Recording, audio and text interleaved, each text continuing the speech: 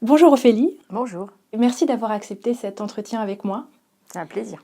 Donc Ophélie, tu es une violoncelliste très occupée avec une carrière qui ne cesse de se développer.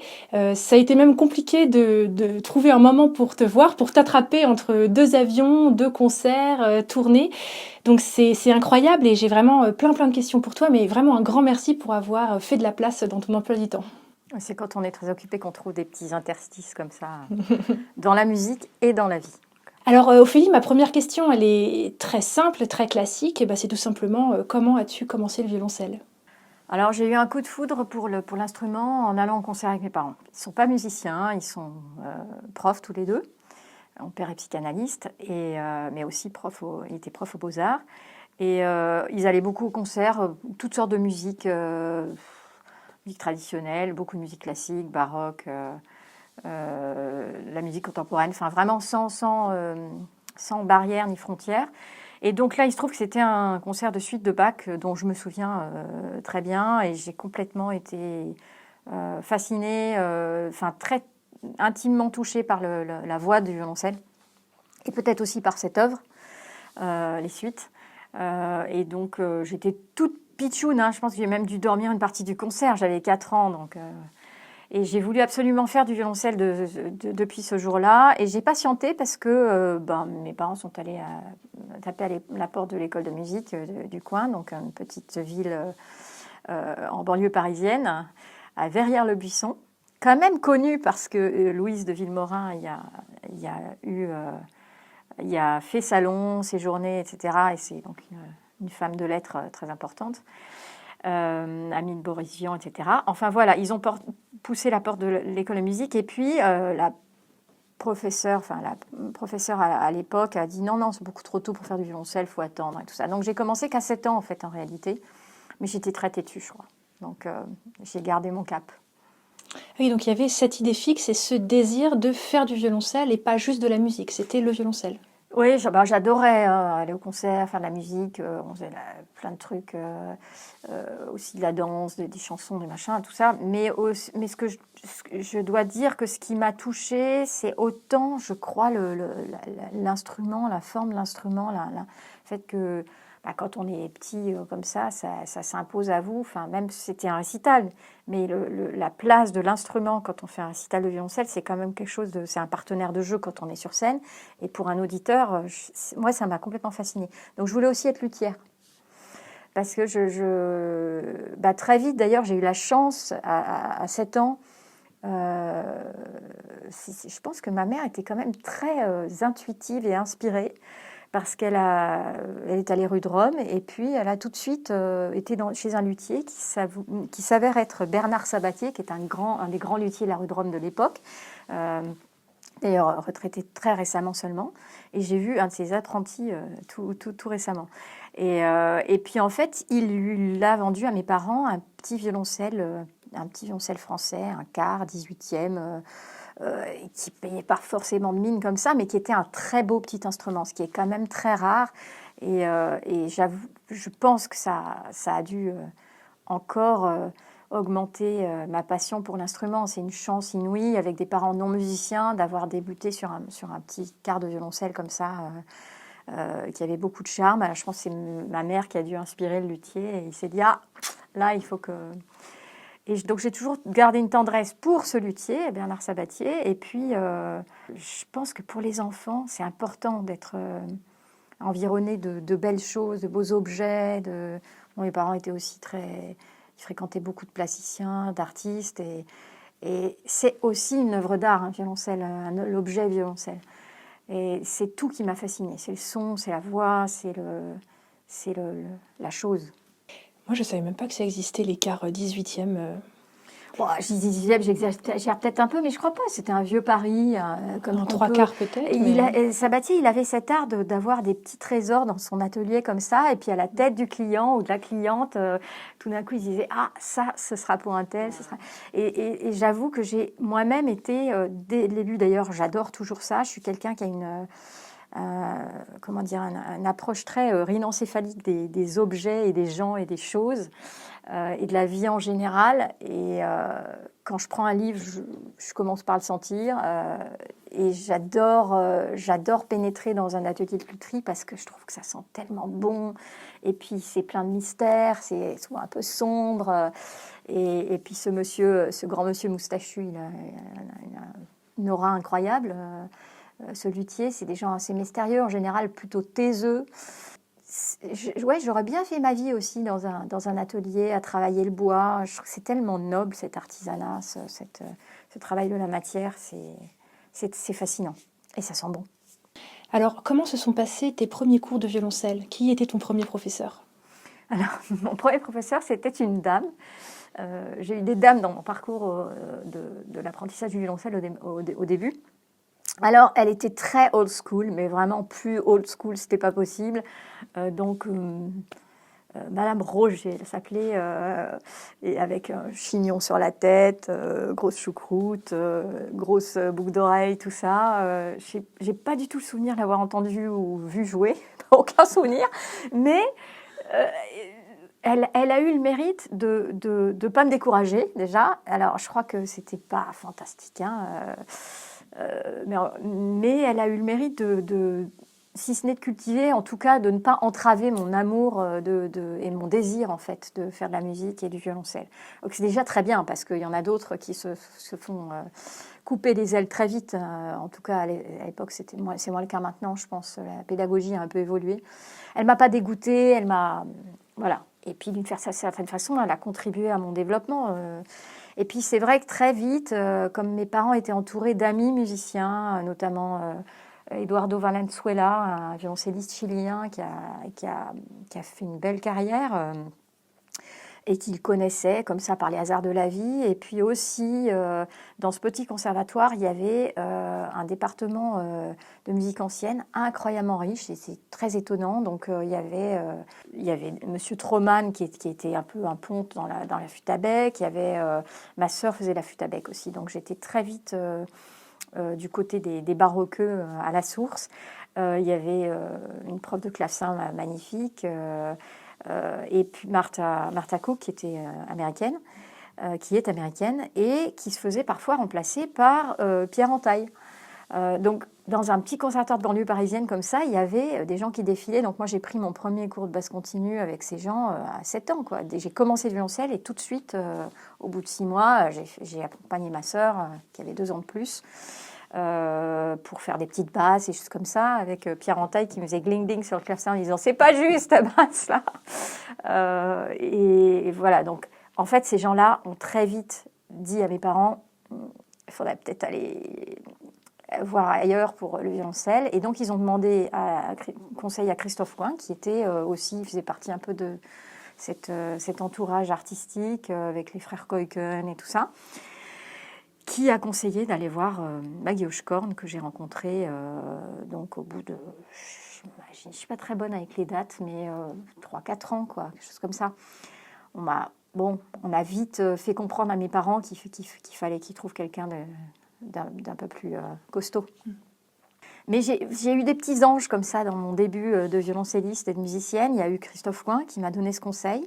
Alors Maggie Hochkorn, elle n'est plus parmi nous aujourd'hui, elle était aussi professeure en banlieue parisienne, elle jouait dans l'orchestre L'Amoureux, une personne très particulière qui a formé quand même de très bons violoncellistes. Hein. Je me souviens d'avoir été à un concert de Henri de Marquette, donc qui est un peu plus âgé que moi, qui était déjà au conservatoire, donc moi j'étais encore pitchounette, je devais avoir 11 ans, 12 ans, et j'avais été l'écouter au Théâtre des Champs avec ma prof, parce que c'était son élève qui avait bien réussi, qui était entrée au conservatoire.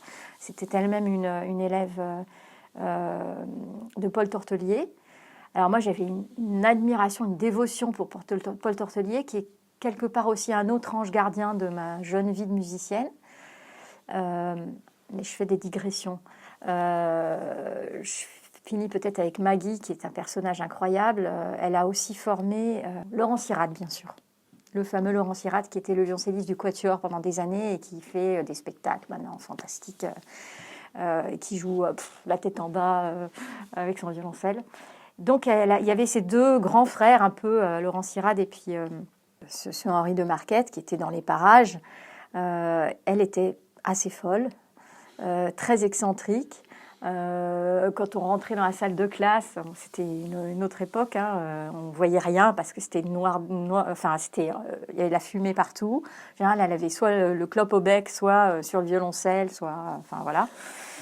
Et puis mes parents n'y trouvaient rien de catastrophique en fait, hein.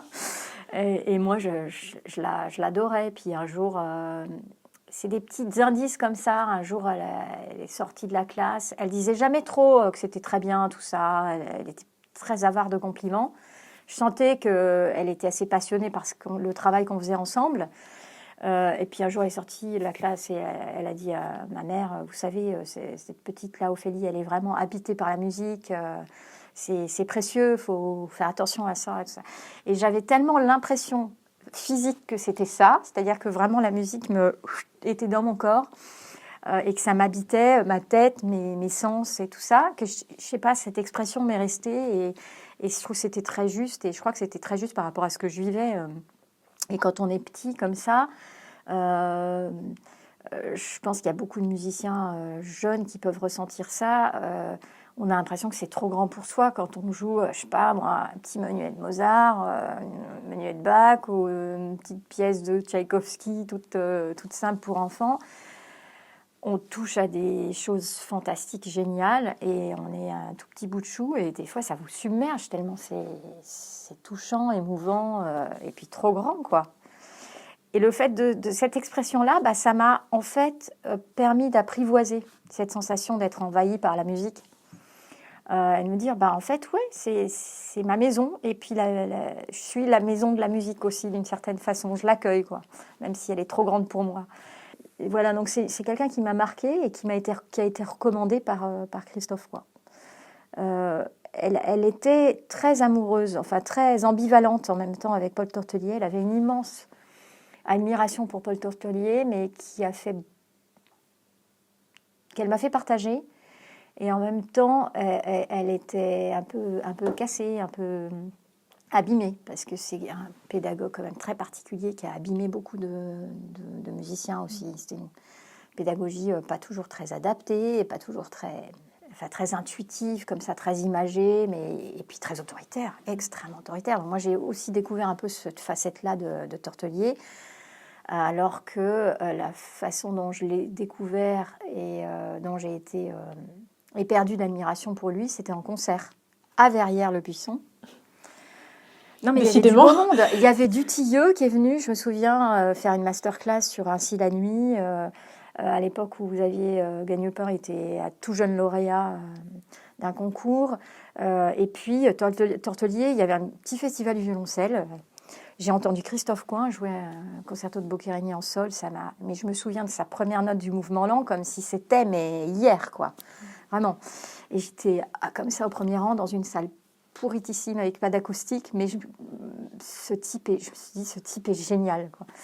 Et j'ai écouté Tortelier en masterclass et en concert.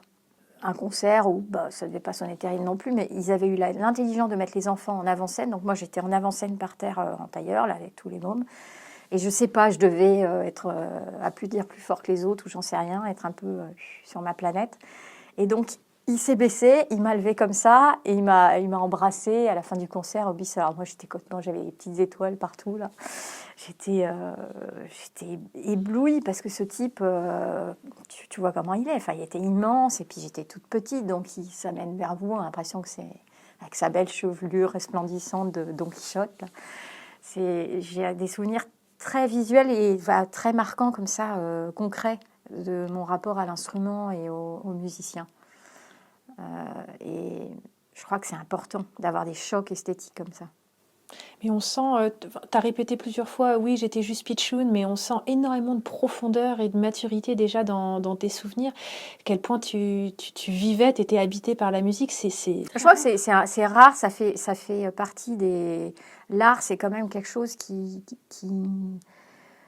nous élève. Et puis la musique en particulier, il y a une accessibilité immédiate en fait au son, à la matière. Et ça ça, moi, je crois beaucoup que ça permet. C'est pour ça qu'il faut commencer. Il faut faire de la musique, quel que soit ce qu'on en fait après. Faire de la musique aux enfants, même si des fois ils n'ont pas envie et tout ça, ça fait grandir, ça fait vivre des choses qu'on ne vit pas dans la vie quotidienne, honnêtement. Et alors ensuite, qu'est-ce qui s'est passé? Quel a été ton professeur suivant? Alors, il y a eu pas mal de petits déclics comme ça, de petits paliers qui se sont faits de façon assez naturelle. Enfin, moi, je pense que j'ai pensé et sur le moment, je n'ai pas réfléchi, en fait. Moi, je suivais un peu ce qu'on me disait. Et puis, je rencontrais des belles personnes, surtout, avec leurs particularités, un peu excentriques. Mais c'est Maggie Hochkorn qui m'a fait rencontrer mes deux mentors de l'époque. Philippe Muller, bien sûr, que j'ai rencontré tôt, en fait. J'ai commencé à...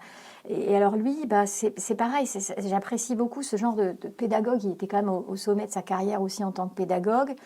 Bon, il était plus intercontemporain, mais je veux dire, il jouait partout beaucoup. Et il prenait le temps d'aller écouter des petits jeunes.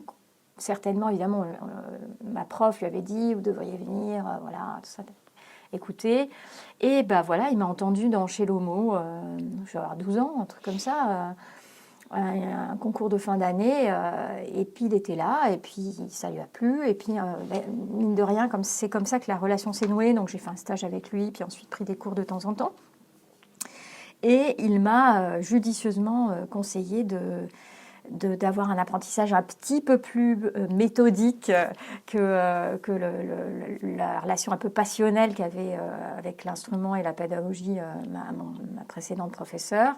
Je crois quand même que pour un élève, l'essentiel, c'est d'allumer cette flamme. Hein. C'est pas la méthode. Enfin, la méthode, c'est bien, mais s'il n'y a pas cette flamme-là... Donc, je ne reproche rien vraiment à cette prof que j'adorais. Mais j'ai rencontré Xavier Gagnepin qui a structuré, en fait, dans l'espace d'1 an à Boulogne, mon travail, ma façon d'aborder le répertoire, la rigueur, la connaissance harmonique. J'avais des intuitions de beauté, de choses, mais c'était très peu ancré dans un savoir. Et donc, cours d'harmonie, ouvrir les oreilles, jouer avec les autres tout de suite, comprendre une partition dans son intégralité. Et en l'espace d'1 an, en fait, je suis rentrée au CNSM. Donc, je l'ai rencontré 1 an et demi peut-être.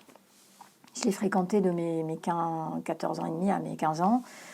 Et puis, à 16 ans, je suis rentrée au CNSM dans la classe de Philippe Muller. Mais tout en gardant une fenêtre ouverte et une oreille ouverte du côté du répertoire baroque et de la musique contemporaine, parce que j'écoutais de tout, en fait, vraiment. En fait, ils sont vraiment venus au bon moment, Xavier Gagnepin et Philippe Muller. Ta flamme, comme tu l'appelles, elle avait eu le temps d'exister et de vraiment se développer, et la structure, c'est venu après. La structure est venue après, et j'ai eu la chance de tomber finalement. Alors, bon, la première professeure que j'ai eue, certainement, c'était pas la plus grande pédagogue ni violoncelliste du siècle. Donc j'ai sûrement perdu un peu de temps par rapport à des enfants de musiciens qui sont déjà dans le mood, dans le cocon et qui suivent quelque chose de tout tracé. Et encore, je pense que ces chemins de traverse, d'une certaine façon, font partie de mon histoire. Et puis j'ai eu ces quelques anges gardiens qui m'ont permis d'être quand même très bien aiguillée avec quelqu'un comme Philippe Muller qui avait la science de vous mener d'un point A à un point quasiment Z pour moi, parce que j'ai fait le cycle complet du conservatoire plus 2 ans de 3e cycle, ce qu'on appelait à l'époque 3e cycle, c'est-à-dire plus que le master, quoi, avec lui. Et l'air de rien, il vous mène, il construit un répertoire, il construit une façon de faire de la musique, à chacun la sienne, parce que tous autant qu'on est sur 3 générations, on est quand même très très différents. Il y a beaucoup de talents, mais il y a beaucoup de talents très très très différents qu'il a laissé s'épanouir, qu'il a fait s'épanouir en arrosant où il fallait, et sans trop mettre son empreinte et sa marque d'une certaine façon. Et ça, c'est pour moi une preuve d'intelligence pédagogique énorme, cette humilité de laisser une personnalité éclore en face de soi.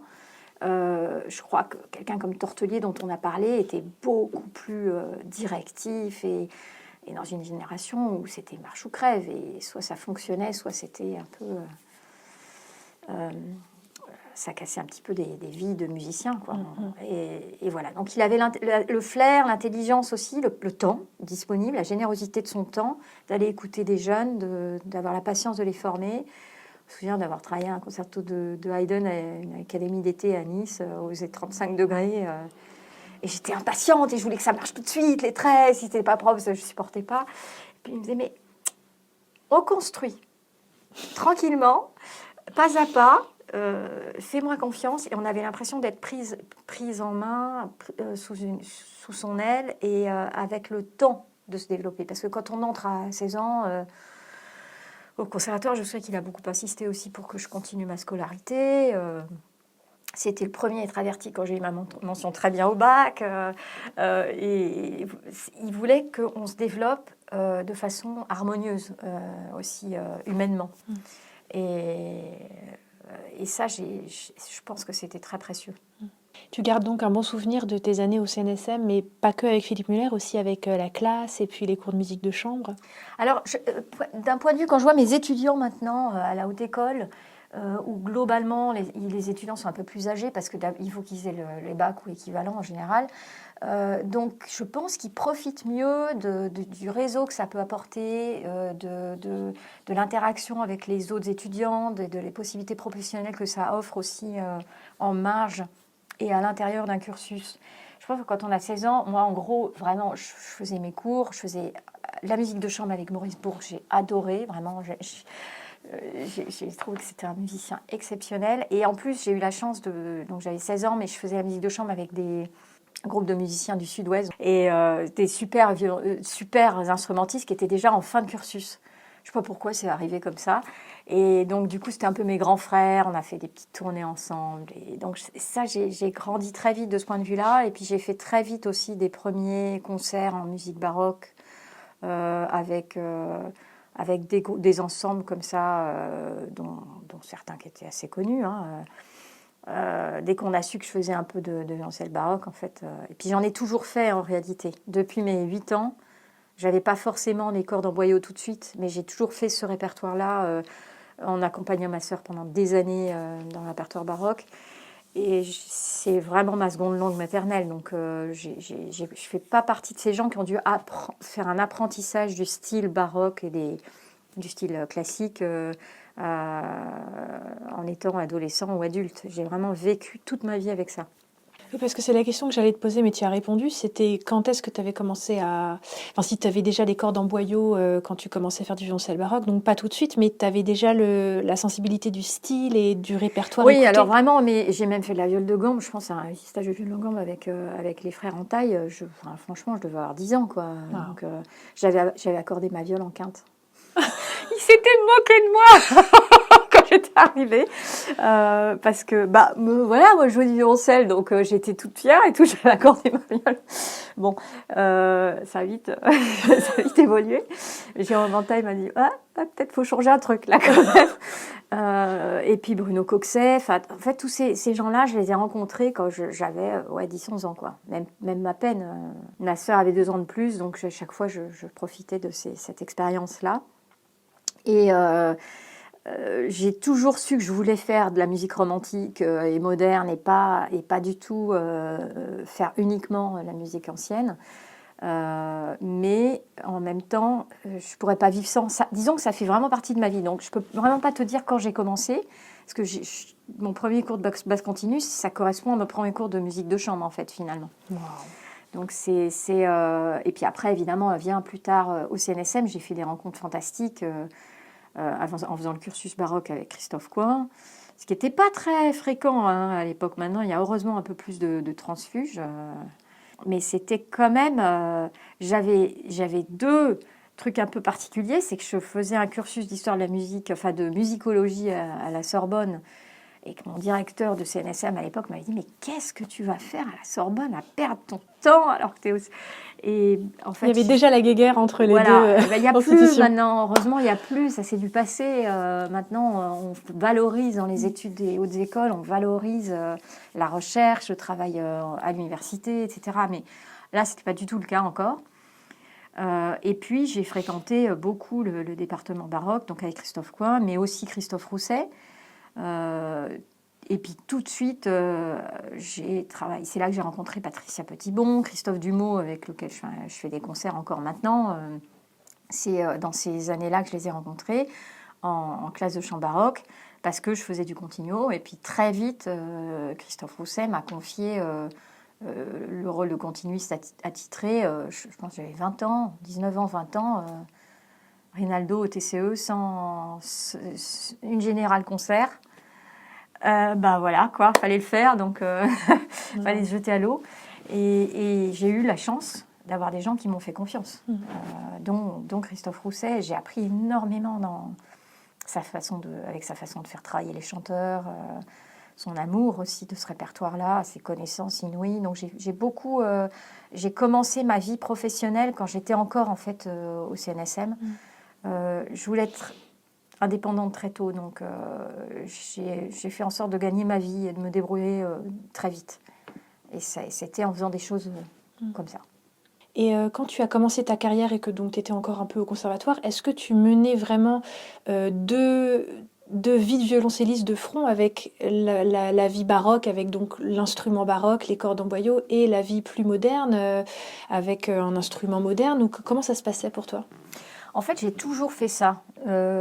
C'est-à-dire que donc, j'ai fait ça dans mon plus jeune âge sans forcément avoir tous les outils organologiques, etc. Ça, c'est venu un tout petit peu plus tard. Mais en fait, déjà, je me souviens que régulièrement, j'aime bien aussi prendre des conseils qui peuvent paraître saugrenus, mais auprès de gens qui ne sont pas spécialisés dans le domaine. C'est-à-dire que j'aime bien aller vraiment... J'ai fait un travail de fond, je crois, vraiment avec Christophe Coin, sur le répertoire baroque, la technique, vraiment... les techniques de jeu qui demandent un énorme investissement de temps et je trouve que ça se perd un peu. On a tendance à beaucoup, à l'heure actuelle, si je puis me permettre, sans avoir l'air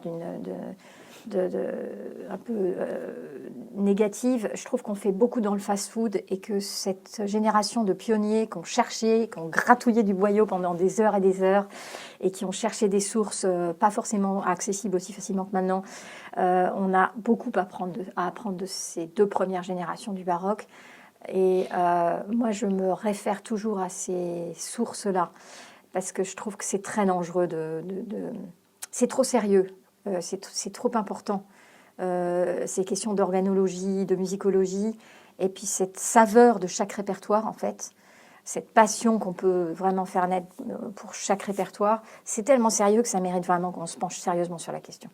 Enfin, petite parenthèse fermée. Donc, j'ai toujours mené les deux de front avec beaucoup d'éclectisme. C'est-à-dire que ça pouvait m'arriver de demander à Xavier Gagnepin de nous donner un cours sur une canzone de Frescobaldi avec ma sœur, ou un peu plus tard de demander à Christophe Coin un cours sur le Quatuor pour la fin du temps de Messiaen. Un de mes meilleurs cours de ma vie. Et aucun problème, il était ravi. Wow. Et donc je pense que c'est aussi intéressant d'avoir ces regards transversaux, d'avoir une pratique hybride, parce que ça permet aussi d'avoir, je ne sais pas, par exemple, une conversation avec Bruno Coxet sur les suites de Britten, hyper intéressante. Je me souviens de ça quand j'étais en train de travailler mes suites de Britten et que mon mari enregistrait Jordi Saval à Cardona avec Bruno qui jouait. Et on avait une conversation passionnante sur les suites de Britten. Donc j'aime bien aussi aller chercher les engouements des uns et des autres dans des répertoires qui soient pas forcément là où on les attend. Et j'aime beaucoup cette idée d'hybridation à condition que on se penche sur chaque style de façon vraiment très très approfondie. Donc généraliste, j'aime pas du tout cette expression, mais spécialiste dans chaque domaine, déjà ça me plaît plus. Et j'essaye de faire de mon mieux pour arriver à ça. Donc j'ai toujours une pratique pratiquement quasiment quotidienne des deux instruments en fait. C'est-à-dire qu'il y a franchement depuis mes 15 ans, je pense qu'il n'y a pas un jour, ou en tout cas, oui, il ne se passe jamais un ou quelques jours au cours desquels je ne joue pas des deux instruments. Ouais.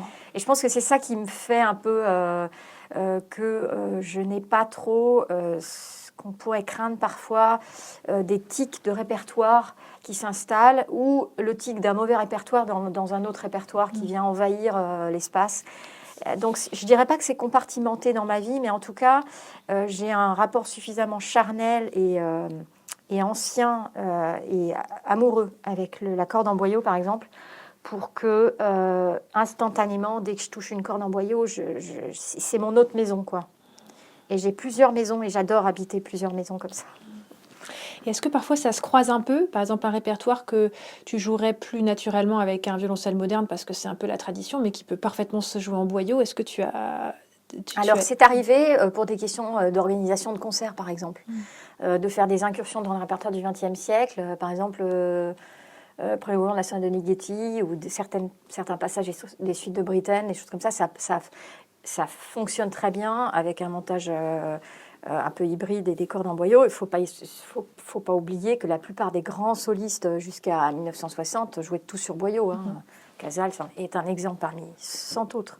Dans l'autre sens, j'aime un peu moins, mais parfois je suis obligée de le faire. Par exemple, quand je joue dans une très grande salle en Amérique latine ou Japon, c'est rare parce que les acoustiques sont fantastiques, mais c'est m'arrivé en Corée, par exemple, une salle de 2000 places où je faisais un programme hybride 20e Bach. J'ai joué suite de Bach sur un montage moderne avec une pique parce que c'était plus adapté au contexte sonore. Il faut quand même pas oublier que quand on est dans des très grandes salles, ça devient parfois un peu compliqué en termes de puissance de son. Mais j'aime pas trop. J'aime bien en général me trimballer avec plusieurs instruments s'il faut. Puis j'ai un troisième instrument puisque je fais aussi du violoncelle piccolo et c'est pareil, on peut aussi hybrider des répertoires, mais je trouve que le répertoire pour violoncelle piccolo est tellement spécifique, tellement dédié, que c'est dommage de le jouer sur un 4 cordes. Donc quand tu as fini le conservatoire, tu avais déjà commencé à travailler, mais bon, j'imagine que tu as passé beaucoup de concours. Alors, oui, j'avais plusieurs vies. Déjà, c'est un peu ma façon de faire, c'est comme ça. Comme avec les instruments, j'ai plusieurs vies, plusieurs répertoires.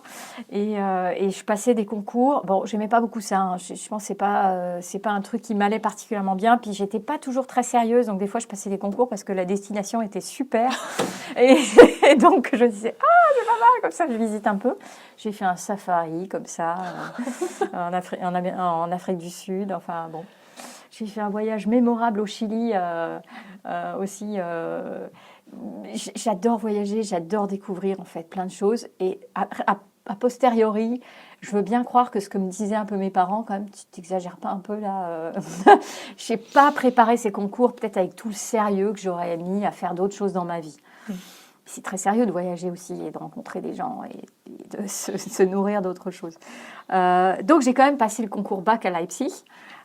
J'ai failli me faire éjecter à la finale. Pour la finale, parce que j'ai joué... il y avait une finale en 2 parties. Première partie, 6e suite de Bach. Deuxième partie, récital, orchestre, tout ça. Concerto de Haydn. Et en 2002, ça a bien changé depuis, mais en 2002, visiblement, c'est la première fois qu'une personne est arrivée pour jouer la 6e suite sur un violoncelle piccolo à Leipzig. Waouh! Donc là, il y a eu quand même un conciliabule. Moi, j'ai su ça après, par des membres du jury, parce qu'il y avait des pros et des anti, tout ça, évidemment. Corde boyau et tout ça. C'était pas un piccolo moderne, c'était vraiment un piccolo. J'avais bossé comme une malade avec Christophe Coin. C'était ma révolution, quoi. Et je m'étais dit, c'est pas possible, il faut au moins que j'aille à Leipzig pour jouer ça sur un violoncelle à 5 cordes. Quand même, c'est une évidence. Et je pense que... Pendant ce concours, il y avait des gens qui jouaient sur boyau quand même? Non, à l'époque, c'était uniquement un concours de violoncelle moderne. Wow. Ça a bien changé. Là, je suis je suis invitée comme membre du jury pour l'édition 2024. Et là, il y a des gens qui viennent avec un set baroque, et c'est pas le même programme. Et il y a des gens qui viennent avec un set moderne. Et j'ai même appris que depuis, donc je finis mon histoire, j'ai être éjectée parce qu'il a fallu quand même une décision du jury, de principe, de règlement, pour savoir si j'avais le droit, si j'étais autorisée à jouer sur un 5 cordes. Parce qu'il n'y avait rien qui stipulait ça dans le règlement. Puis là, je pense qu'ils se sont dit quand même, peut-être que interdire ça et éjecter une personne de la finale, enfin une finaliste, parce qu'elle joue sur un violoncelle piccolo, ce que demande a priori Johann Sebastian Bach dans son texte. C'est peut-être un petit peu gênant. Enfin bon, bref, toujours est-il que je suis passée entre les mailles. Et voilà, j'ai eu un prix et ça m'a quand même aidée. Je pense que c'est ce qui a contribué à ce que je rencontre la personne qui est devenue mon éditeur, Nicolas Bartholomé, qui en fait m'a entendu jouer ça, aussi de la musique de chambre baroque avec mon ensemble, qui était avec ma sœur à l'époque, à Marie-Lys, mais aussi les suites de Bach. Et en fait, il a eu la folie complète de me dire, ben voilà, je vous propose de les enregistrer, il faut faire ça maintenant. Donc j'étais jeune quoi, pour enregistrer les suites de Bach. 27, 28, enfin voilà. Et là, j'ai dit, mais pas du tout, mais n'importe quoi. Et puis finalement, je l'ai fait. Et bon, peut-être c'est aussi ça qui a permis que je sois dans les radars. En tout cas, c'est en 2003 que j'ai remporté la victoire de la musique dans la catégorie Révélation. Et bon, ça c'est vrai que ça a été un boost assez efficace. J'imagine. À l'époque, moi, je trouvais que c'était vraiment très chouette parce qu'en fait, il y avait un vote du public qui était très important et massif et majoritaire. Et en tout cas, sans parler du présent, ça a permis en fait d'asseoir une réputation qui allait quand même au-delà du cercle. Parce que bon, j'ai eu la chance d'avoir des super critiques pour ma première intégrale des suites de Bach. Donc c'était déjà vachement bien, mais c'est plus des magazines spécialisés, Diapason, Classica, en Allemagne aussi, etc. Mais là, la victoire, c'est quand même quelque chose qui est beaucoup plus populaire, on va dire, en tout cas, qui avait avec cette dimension du vote pour les jeunes, une dimension d'adhésion. Donc après, j'ai rencontré plein de gens dans les festivals d'été, les saisons, qui se sentaient un peu investis parce qu'ils avaient voté pour moi. Et voilà, ils étaient contents. Donc ça m'a quand même bien aidé pour démarrer un aspect international de la carrière. Puis ça m'a permis aussi de faire d'autres enregistrements de façon assez régulière. C'est quelque chose que j'adore aussi. Le temps de l'enregistrement, la façon qu'on a de... Alors je déteste les concerts enregistrés en live, j'en fais évidemment tout le temps comme tout le monde, mais j'aime pas du tout. Ce que j'aime, c'est le travail de studio, parce que je trouve que c'est pas du tout le même travail. Quand on est en concert, on est dans le don de soi, on est dans la générosité, on joue pour le Chinois qui a payé sa place pas chère tout en haut de la salle et qui mérite qu'on entende chaque son qu'on fait. Enfin, je dis chinois, mais ça peut être n'importe quel de mes étudiants. Et voilà, c'est une performance qui est quand même, je pense, assez différente et pour laquelle on ne peut pas forcément prendre tous les risques à chaque instant. Parce qu'il y a une exigence d'homogénéité, de résultats, etc. Donc bien sûr, on peut avoir des failles, mais il faut éviter d'en avoir trop. Et en enregistrement, je trouve que c'est une espèce de condensé de vie où vous êtes bloqué avec les mêmes personnes. Là, le dernier enregistrement que j'ai fait autour du répertoire napolitain, en plus, j'étais dingue parce qu'on avait 2 heures de musique. Je me suis rendu compte qu'on avait de quoi faire 2 disques. Donc, j'ai encore embobiné mon label aparté pour qu'il fasse un double disque. Et on a passé 4 jours en studio à faire 10 heures par jour, de la musique géniale. Et on peut creuser, on peut chercher des sons, on peut pallier à ce manque de public, justement, à ce manque de contact avec le public, à condition qu'on ait des bons ingénieurs du son, des bonnes oreilles derrière les micros. Je trouve qu'on peut aller chercher des extrêmes incroyables, de couleurs, de temps suspendu, de roues-bateaux, qu'on n'oserait pas forcément faire dans une salle. Et moi, en tout cas, je pense que dans ma vie de musicienne, c'est une des choses qui me fait le plus progresser, c'est ce travail d'enregistrement, avec un directeur artistique qui vous pousse dans vos limites, qui vous guide quand on a des questions superflues, de doutes existentiels qui font perdre du temps. C'est un métier très particulier, cette maïeutique de l'enregistrement, mais il est complètement inconnu du grand public, parce qu'après, vous êtes sur votre Apple Music et puis vous recevez le truc tout fait, là, avec un son génial en plus maintenant en Dolby Atmos. Mais le travail dans l'ombre avec toute l'équipe du son, les musiciens, le travail d'édition, les recherches en amont, c'est un processus lent comme ça et hyper fouillé. J'adore faire ça. T'adores tellement que tu m'as donné rendez-vous dans un studio d'enregistrement d'ailleurs. Ouais, voilà. Non, mais parce qu'ici, on peut passer des heures, le jour, la nuit. Oui. Et puis l'espace-temps est plus le même quand on est en enregistrement. J'ai eu ça une fois quand j'ai assisté à un enregistrement de Jordi Savall, qui est très, très connu pour ça. J'ai travaillé pendant des heures jusqu'à épuisement des musiciens, jusqu'à 4, 5, 6 heures du matin, même des chanteurs des fois. Il est connu pour ça et je voulais comprendre comment il faisait.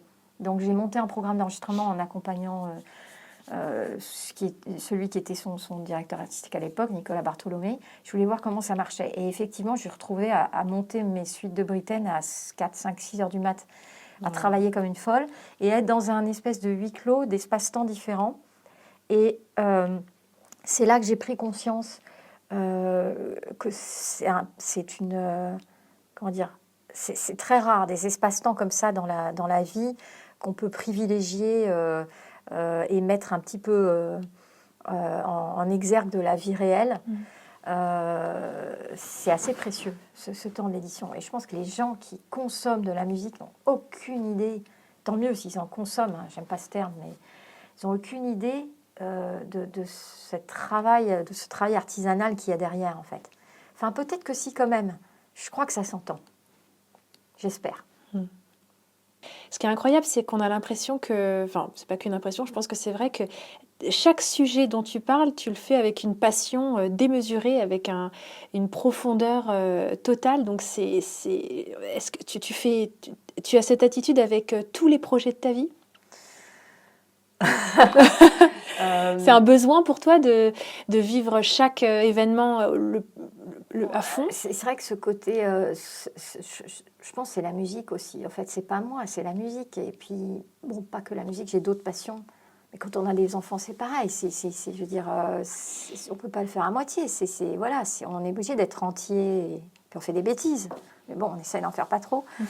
Je crois que c'est une façon de vivre. C'est plutôt un appétit, une gourmandise, en fait, une appétence à rencontrer des gens, à découvrir des œuvres, et à passer une heure dans un musée, découvrir un bouquin. En fait, oui, si j'avais le temps, je ferais tout aussi à fond que la musique. Mais je ne peux pas parce que quand même, on n'a que 24 heures sur une journée. Déjà, je dis plus 12 parce que depuis que j'ai des enfants, je travaille beaucoup la nuit. Je découvre qu'on peut vivre en manque de sommeil et surtout qu'on peut travailler avec des heures volées comme ça la nuit. On travaille bien. Enfin, moi, je travaille bien. Et puis, c'est enfin là qu'on peut se centrer sur soi parce que c'est vrai que l'enseignement, ça demande aussi beaucoup de dons de soi, de générosité. Et en fait, c'est un métier qui demande de se ressourcer énormément, qui demande de palper son violoncelle tous les jours, de bosser, de refaire des gammes, de travailler à fond sur une partition. En fait, si j'ai plus ça, et que je suis trop gourmande et que je me disperse trop, alors j'ai plus mon centre. Et mon centre, c'est vraiment ça. C'est quand même, ça paraît pas comme ça, mais je pense que pour faire de la bonne musique, il faut un jardin intérieur et une qualité de vie intérieure qui sont indispensables. Et ça, j'avoue que je fais mon tout possible, comme on dit, pour garder des moments où je fais un peu de méditation, des moments où je fais du yoga, des moments où... Et même si c'est 5 minutes de stand position de yoga dans ma bulle, eh ben, je pense que ça nourrit ma façon d'être au monde après. Et si j'ai pas ça, je pense que je suis moins...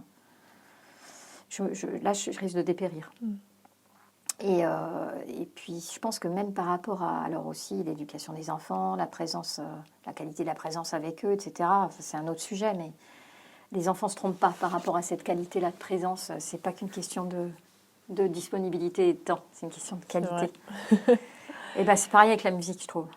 C'est parfois, quand on a trop peu de temps pour bosser, on essaye de faire de le faire avec le plus de qualité possible. Puis c'est vrai qu'on sent que tu as cette volonté entrepreneuriale de créer, d'imaginer des projets. Donc tu as créé plusieurs ensembles, tu as été à l'origine de vrais projets. Dis-nous-en un petit peu plus. Alors, ça a commencé avec ma sœur, Héloïse, qui est donc flûtiste et oboïste baroque. Et quand on était encore au CNSM, on a rencontré Violaine Cochard, une magnifique claveciniste, et on a vraiment eu un coup de foudre musical. On a passé des concours à York et ailleurs, et donc on a commencé à quand même beaucoup jouer, et j'ai fait partie de cet ensemble pendant une dizaine d'années. Déjà tôt, c'est avec cet ensemble que j'ai fait mon premier enregistrement discographique à Marilis. Et puis ensuite, j'ai eu envie vraiment de développer un terrain de jeu et de recherche plus spécifique au répertoire pour violoncelle depuis ses origines, donc 17e, enfin même Ortiz, c'est carrément 16e, mais disons depuis le 17e jusqu'au répertoire contemporain. Et finalement, c'est ces désirs de répertoire, de recherche, qui font naître mes projets. Alors après, s'il faut monter un groupe, voilà, j'ai eu la chance de jouer dans les plus grands ensembles baroques, donc j'ai très vite, et puis des chanteurs aussi, eu des affinités particulières avec les uns et les autres. Donc quand j'ai monté le Pulcinella Orchestra, qui était d'abord l'ensemble Pulcinella, en 2005, donc ça va faire bientôt 20 ans, c'était parce que je voulais explorer ce répertoire. Et je m'étais dit, il faut trouver des choses autour de Boccherini, Carl Philipp Emanuel Bach, le répertoire napolitain qu'on a fait récemment. Il y a des terrains de jeu et de recherche, des inédits. Il y a plein de choses à faire qui sont encore assez inexplorées, même au niveau européen et mondial, même s'il y a quelques éminents spécialistes. Et puis, je me suis très vite rendu compte qu'en fait, avec de la passion, de l'énergie, on peut... Alors, j'ai pas de formation de chef d'orchestre, absolument pas, et je me revendique pas chef d'orchestre, mais pour des projets de ce type-là, d'orchestre de chambre et de répertoire, surtout jusqu'au pré-romantisme, c'est une notion, la notion du chef qui est totalement anachronique, évidemment. Et ça marche très bien quand on a une direction très horizontale à l'intérieur de l'ensemble. En fait, je dirige du violoncelle, j'ai des relais qui fonctionnent bien dans le Pulcinella Orchestra, et on a tous... J'aime bien vraiment ce travail de collaboration où, bien sûr, j'insuffle les idées, les programmes, et même l'énergie du concert, mais c'est très horizontal. Je ne sais pas si c'est proprement féminin, j'en sais rien, mais en tout cas, j'essaie de trouver cette dynamique qui fasse que chacun donne le meilleur de lui-même ou d'elle-même, et que chacun puisse s'épanouir surtout dans un projet que je fais parce que j'ai la liberté de le faire. Alors cette liberté, elle a un prix. C'est éreintant de mener un projet comme ça sur le long terme, de trouver les moyens de réaliser quelques-uns de ses rêves, de ses beaux projets. Mais en même temps, ça n'a pas de prix parce que je sais que j'ai aussi une maison de disques qui, quand je prépare un projet et que je leur en parle, qui va tout de suite être intéressée parce que c'est pas là où les autres vont et qui me font confiance, et j'ai cette chance-là. Et puis pareil avec les programmateurs, je ne peux pas me plaindre. Voilà, c'est ce côté entrepreneurial. Je ne pense pas que tous les musiciens doivent forcément l'avoir, ce n'est pas une nécessité. Mais on est dans un monde où j'ai l'impression, je vois ça aussi avec mes étudiants, où de plus en plus, il faut être très multifonction, très polyvalent, dans un monde qui bouge très vite et qui malheureusement ne s'arrange pas pour les moyens qu'on nous donne à faire les choses. Donc il faut être tout le temps inventé avec 3 fois rien, trouver des solutions à tout. Et moi, je suis sidérée par la capacité d'adaptation de la jeune génération. Je trouve qu'il y a vraiment je suis beaucoup de jeunes projets. J'ai lancé une saison à Genève de concerts et puis concerts de médiation auprès des publics empêchés. Et donc, on a un concours qui s'appelle Concours Osé, où on favorise beaucoup les projets pluridisciplinaires, très inventifs. Et il y a une manne vraiment intéressante. Donc, j'aime bien aussi inciter un peu certains de mes étudiants, en tout cas quand ils en ont les moyens, à prendre des risques, à prendre ces risques-là. Après, c'est encore une autre histoire de les prendre au long terme, sur toute une carrière. Et parfois, on se dit, peut-être si j'étais dans un orchestre un peu cool, ça serait plus facile. Mais je ne crois pas que ça me conviendrait. Je ne tiendrais pas très longtemps. Et Ophélie, tu mentionnais tes étudiants et puis même la Haute École. Tu trouves aussi donc le temps d'avoir une classe complète à la Haute École de Genève, c'est ça? Alors, c'est vraiment plus que trouver le temps. C'est un, comment dirais-je, un phare, un aspect essentiel de ma vie de musicienne et de ma vie en général. En fait, j'ai une grande classe de violoncelle. Après, j'ai 13 étudiants, donc c'est beaucoup. Et c'est à la fois très prenant et en même temps passionnant. Bon, j'ai la chance d'être dans une institution où la règle, c'est que les professeurs aient une activité artistique de première importance. Alors, c'est plus ou moins le cas, mais en fait, c'est quand même, ça fait partie de la règle de base. Ça veut dire qu'on est considéré comme des artistes professeurs. La compatibilité des emplois du temps est quand même un petit peu facilitée. Mais ça n'est possible que parce que maintenant, c'est aussi le centre de ma vie. C'est-à-dire que je vis près de Genève, enfin en Haute-Savoie. Et c'est c'est mon socle en fait. C'est mon socle de vie. Ça me permet d'avoir le luxe de pouvoir faire les projets que j'ai envie de faire et d'éviter les autres. Et puis, ça me permet aussi je pense que c'est très complémentaire. En tout cas, dans mon cas, l'enseignement, j'ai toujours enseigné depuis l'âge de mes 20. J'ai mon premier poste à 20 ans à Aulnay-sous-Bois, où j'avais la chance en plus de partager certains élèves avec Philippe Muller. C'était vraiment des démarrages dans l'enseignement. J'espère que j'ai pas fait trop de bêtises, mais en tout cas, il m'a fait confiance et j'avais à la fois des petits et puis en même temps des super musiciens déjà assez aguerris, à un âge assez charnière. Donc j'ai appris énormément. Et en plus, j'ai eu la chance d'avoir des profs qui étaient tous quand même passionnés de pédagogie. Ce n'est pas tout le cas de tout le monde, hein, de tous les profs, j'entends.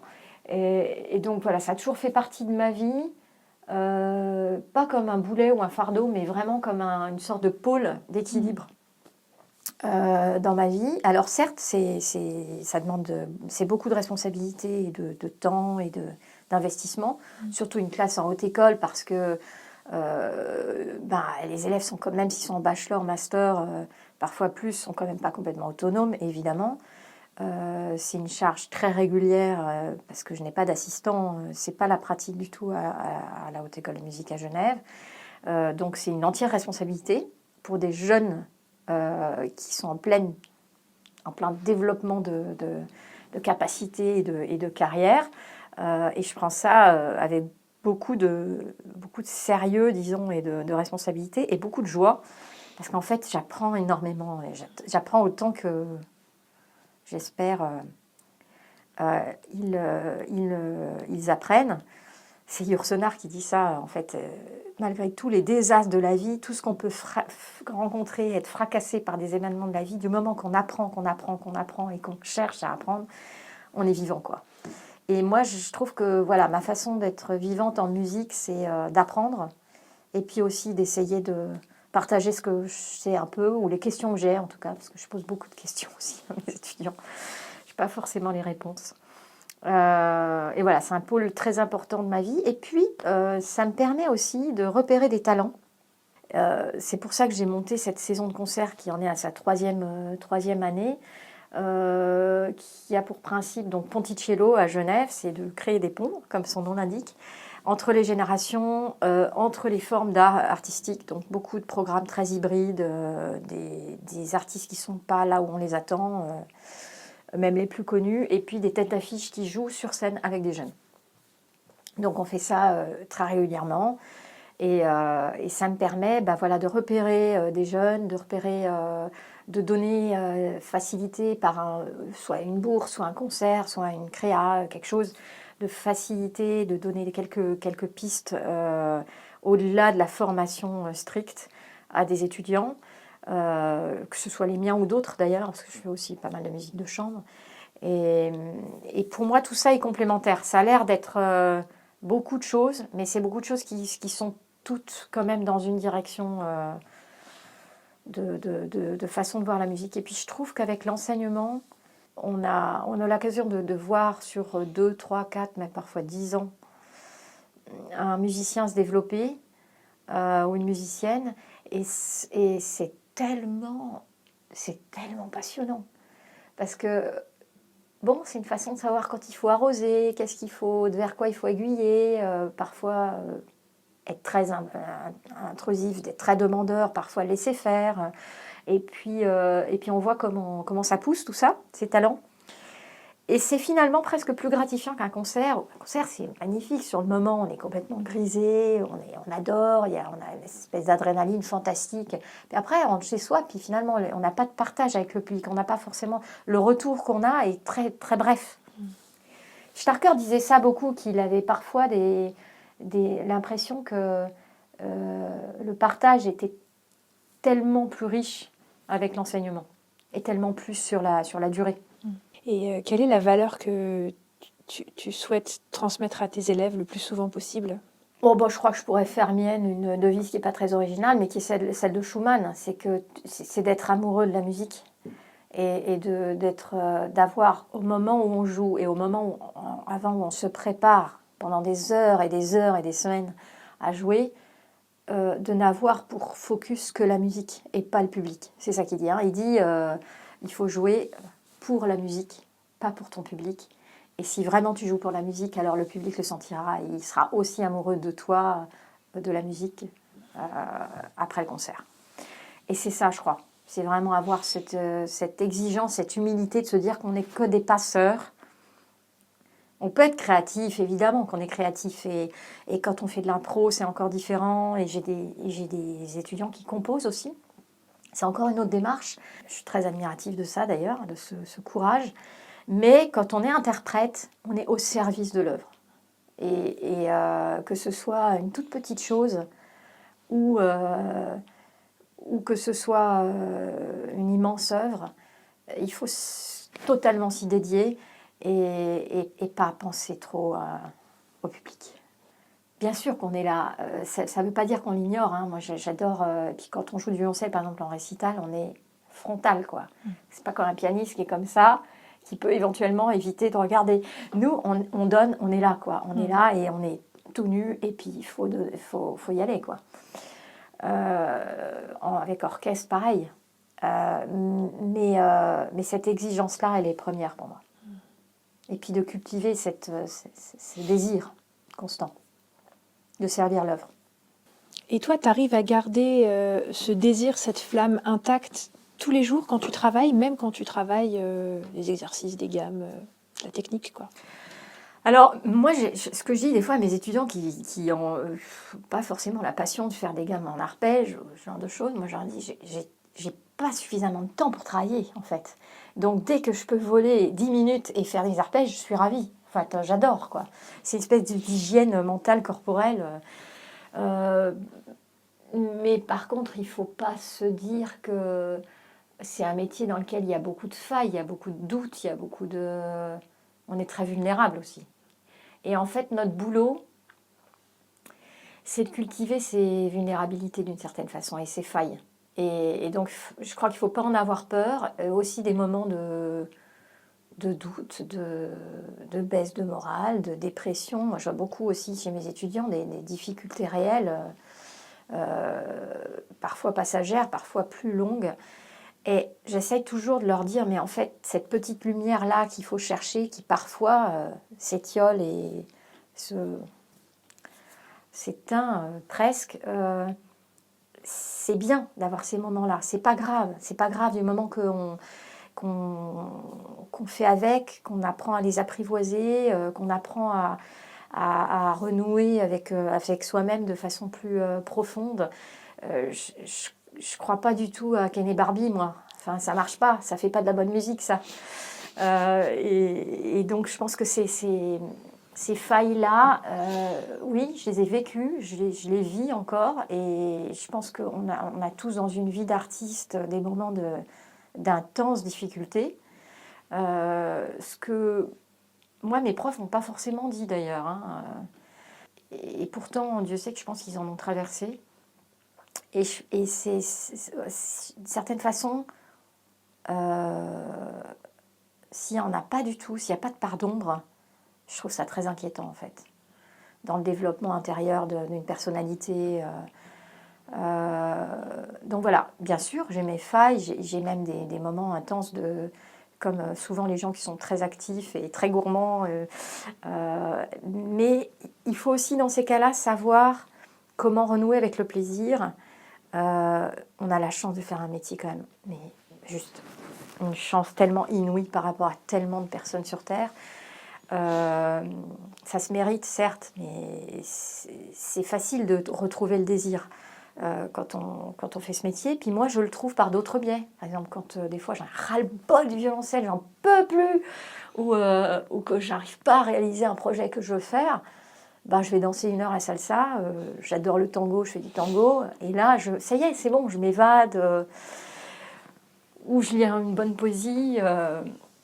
Il faut trouver, je pense, aussi dans la vie des moyens de s'équilibrer. Puis quand j'ai besoin, ben, je fais une séance de 3 jours dans mes montagnes valaisannes, en méditation 8 heures par jour. On me dit...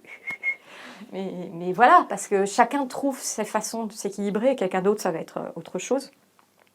Ouais, c'est pas mal la danse quand même. Bah ouais. Ouais, parce que c'est aussi une façon de renouer avec l'être entier, quoi, soi-même, son corps, le rapport à l'autre, etc. Puis c'est très beau quand même le tango. Souvent, moi, je prends conscience de la chance que j'ai de faire ce métier quand j'ai des failles comme ça ou des baisses de morale ou je sais pas quoi, moi. Je prends conscience de la chance de faire ce métier quand je suis auprès de gens qui n'ont pas forcément la conscience de ce que ça peut apporter comme joie, la musique ou l'art en général. Et c'est vrai que quand je vois des gens qui ont des métiers, par exemple, super modestes, que je ne rencontrerai pas du tout dans la vie réelle, mais que je croise à une soirée salsa avec qui je partage un mojito et avec qui on danse, d'abord les frontières sociales s'abolissent complètement. Et puis, je vois bien que dans cet accès à l'art et au plaisir de la musique, ils renaissent. Et en fait, moi, je me dis, mais en fait, tu fais ça toute la journée, en vrai, la musique et ce bonheur-là. Et ils peuvent être employés de banque ou je sais pas quoi, vendre des disques ou vendre, être à la COP quand je suis à Genève. Donc ça, j'aime assez cette idée qu'on a la chance et parfois on oublie. On a une richesse dans notre métier qui est fantastique et que c'est pas forcément donné à tout le monde. Et puis, rien de tel quand vous avez une baisse de régime que d'aller faire un concert à l'hôpital Necker pour des enfants. Je me souviens d'un moment où j'étais vraiment un peu en déprime, on va dire. J'ai fait un concert pour accompagner En soi, c'était affreux. C'était pour accompagner les derniers moments de vie d'une petite fille, mais vraiment petite. Hein. Necker, c'est les enfants malades, donc c'est beaucoup des enfants. Mais voilà. Et en fait, ça a été un moment, mais fantastique. C'est-à-dire qu'il y avait c'est les parents qui avaient demandé parce que la musique, le violoncelle faisait un effet sur la petite fille, c'était la seule chose qui la calmait en fait. Et de passer, je sais pas, j'ai dû rester 1 heure et demie, à juste me rendre compte que c'était le personnel, ils sont venus 2-3 fois, c'était le seul moment où tous les compteurs se mettaient les bips s'arrêtaient, c'est-à-dire il y avait une espèce de calme et de silence incroyable dans la salle. On savait, moi d'habitude je sais jamais ce que les patients ont, et c'est très bien comme ça. Mais là, en l'occurrence, c'était les derniers instants, les derniers moments, et c'était très particulier avec les parents. Donc, ça aurait pu être atroce. Et en fait, c'était un moment, mais fantastique. Et là, je me suis dit, mais t'as fait quelque chose d'utile, là. Donc, ça sert de faire tes gammes tous les jours et de passer ta vie sur un bignou, ce qui est quand même un petit peu absurde en soi. Ces moments-là, ça vous donne une conscience à la fois de la vulnérabilité de l'existence et en même temps à quel point c'est précieux, quoi. Et donc, c'était finalement un moment de partage très fort. C'est même pas triste, en fait. C'était au-delà de la joie ou de la tristesse ou du désespoir des parents. C'était au-delà. Je sais pas comment expliquer. Et là, on se dit, ok, là, t'as fait un truc d'utile, t'arrêtes de te plaindre. Écoute, la dernière question que je voulais te poser, Ophélie, c'est quel conseil tu peux donner aux violoncellistes qui nous regardent, aux musiciens qui nous regardent, quel que soit leur niveau, même si c'est une personne qui vient de se mettre au violoncelle, quelqu'un qui joue depuis des années, une personne qui fait ça juste pour son plaisir ou quelqu'un qui rêve d'en faire son métier. Quel conseil tu peux leur donner pour devenir un bon musicien? Il me semble que ce qui est important quand on a la chance et puis aussi qu'on a le courage de faire de la musique, quel que soit le degré d'intensité, le niveau qu'on a, la place que ça prend dans sa vie, je pense que il faut laisser à la musique la place qu'elle doit prendre dans chacune de nos vies. Et avec l'intensité de la flamme que ça crée, ce désir-là de musique, cette impression qu'on fait quelque chose qui nous dépasse et qui nous grandit. Ça peut être 5 minutes par jour, ça peut être pour un dentiste qui est surbooké, ça peut être quelques heures par jour pour un jeune musicien qui est en plein apprentissage, ça peut être toute la vie quand on est musicien. C'est de cultiver ça comme quelque chose d'entier et qui est une porte ouverte sur le jardin intérieur, son propre jardin intérieur. C'est une forme de source d'inspiration incroyable et c'est un don incroyable qu'on peut se faire à soi-même, de trouver le temps. 1 minute, 10 heures, peu importe. Mais cette qualité-là de vie intérieure, cette qualité d'écoute, ça permet, je crois, d'être un meilleur être humain. Bah, écoute, Ophélie, un grand merci à toi pour avoir partagé ta sagesse et tout ton expérience et toute ta carrière avec nous. C'était un réel plaisir de t'écouter. Bah, c'était un plaisir d'échanger, parce que c'est un vrai échange. Et finalement, je crois que c'est peut-être un dialogue entre musiciennes. Bah oui, parce que bon, j'ai pas osé t'interrompre tout à l'heure, mais moi j'ai fait partie de ces élèves qui étaient dans la classe de Philippe et dans ta classe en même temps, et je te rassure, c'était super, hein. Non, mais je trouve que c'est très touchant. Enfin, moi, j'arrive à un moment de ma vie comme ça où c'est très chouette de voir des parcours de vie qui se réalisent avec tout ce qui est inattendu et complètement parfois farfelu ou bien très, très convenu. Mais peu importe, en fait, c'est de voir ces trajectoires de vie, dont la tienne, et de se dire que les moments où on a mis des petites graines à certains endroits et les moments d'échange qu'on peut avoir dans le cadre pédagogique, c'est finalement autant des échanges humains et artistiques que violoncellistiques, en fait. Et donc, c'est pour ça que c'est très chouette d'échanger dans ce cadre-là. Bah, merci à toi. Et puis, en tout cas, si vous avez des questions ou si vous voulez partager quelque chose avec Ophélie, n'hésitez pas à nous écrire tout ça dans les commentaires parce qu'on sera ravis de vous répondre. Ophélie, merci encore. Et puis, je vous dis à tous, à très bientôt. Merci Jeanne.